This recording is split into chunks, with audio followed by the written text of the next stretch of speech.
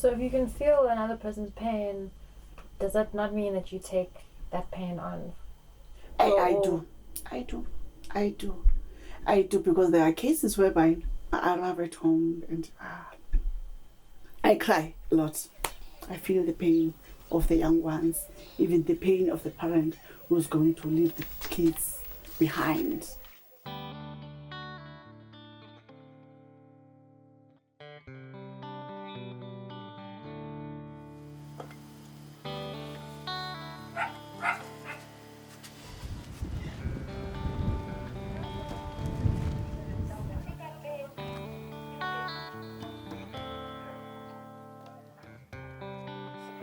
Hi, Namsi. Hi. All right. All right.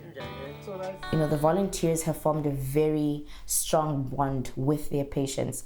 TB is a disease that takes 2 years to get cured.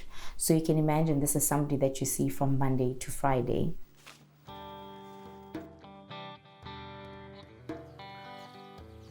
I like the community. I like to tell them that if you want to do something, you can move forward. And if you want to do something, you must do step by step, and then you will getting all right.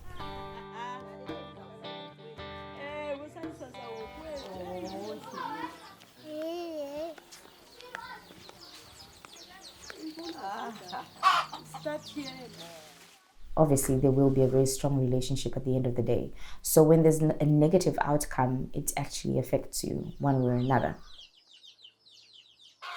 If the people are getting passed away, sometimes I did find that it's very difficult. It's like you don't do your job. You're not doing your job. You know, the volunteers now started opening up to me even more and telling me more about the challenges that they experience, you know, working in the field. There were times when I was crying at home and my kids were asking, Mom, are you crying? Are you related to that person? And I was, yeah, I'm related because he was my client. Yeah.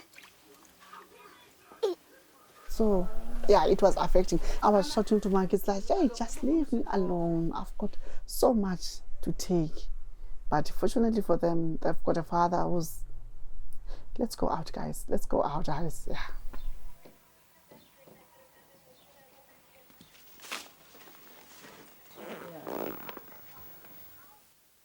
Before I go to the people, I have to talk with myself. I have to manage to carry myself before I can carry the people.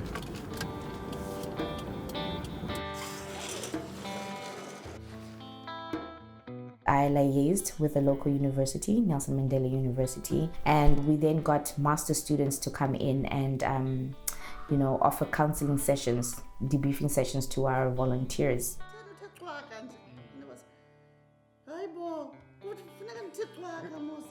I try to establish a supportive system within the room, right? Because they have shared experiences, so I kind of create that space where they can actually feel free to talk about any aspect of the work they do. It was helping. After each and every visit, we felt like, yeah, there's some burden that's been taken off our shoulders.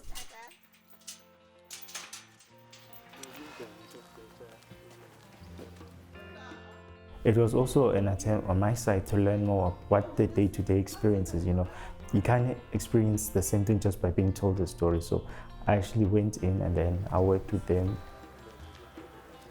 I definitely believe that that was a good move. You know, the nurses that, you know, the volunteers had to work with, you know, they would always say that your volunteers seem to know exactly what it is that they're doing. They also seem to be more hands-on. The people that were usually quiet, to see them actually stepping up and voicing their opinions, and so you actually see them adding to knowledge, and not just like receiving, but actually giving, you know, finding solutions, so being active in dealing with challenges that they're facing. So that's the impact that I saw over the time.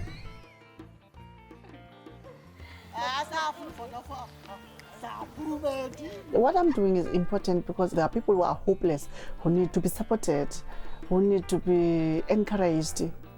Bye-bye. Bye-bye. Bye-bye. Bye-bye. No. Don't think you can do everything on your own. You have to know your weaknesses, your strengths.